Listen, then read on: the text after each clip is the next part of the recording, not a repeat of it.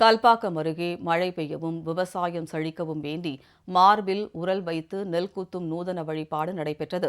செங்கல்பட்டு மாவட்டம் நாவக்கால் கிராமத்தில் உள்ள தேவி கருமாரியம்மன் கோவிலில் 100 ஆண்டுகளாக மழை பெய்யவும் விவசாயம் செழிக்கவும் வேண்டி கிராம மக்கள் கூடி வழிபாடு செய்து வருகின்றனர். அதன்படி இந்த ஆண்டும் பூசைகள் நடைபெற்றது. அப்போது நோன்பிருந்த பூசாரியை படுக்க வைத்து அவரது மார்பில் உரலை வைத்து நெல் குத்தும் நிகழ்ச்சியும், தலையில் தலைப்பாகை கட்டி அதன் மீது தீப்பற்ற வைத்து பொங்கல் வைக்கும் நூதன வழிபாடு நிகழ்ச்சியும் நடத்தப்பட்டது.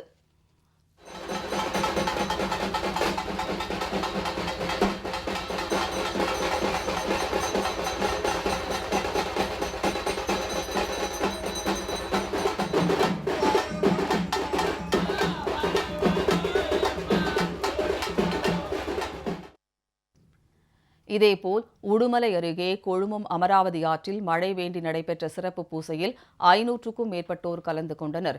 இதனிடையே கும்பகோணம் நாகேஸ்வரர் கோவிலில் நாக சதுர்த்தியையொட்டி நாகக்கன்னியம்மனுக்கு பால், சந்தனம், பஞ்சாமிர்தம் உள்ளிட்டவற்றால் நீராட்டு செய்யப்பட்டது. இந்நிலையில் கரூர் அருகே உள்ள நெரூர் அக்னீஸ்வரர் கோவிலில் நாத உற்சவ விழாவையொட்டி ஒரே இடத்தில் நாதஸ்வரம், தவில், வீணை, மிருதங்கம் என 300 இசை கலைஞர்கள் கலந்து கொண்டு பக்தி பாடல்களை இசைத்தனர்.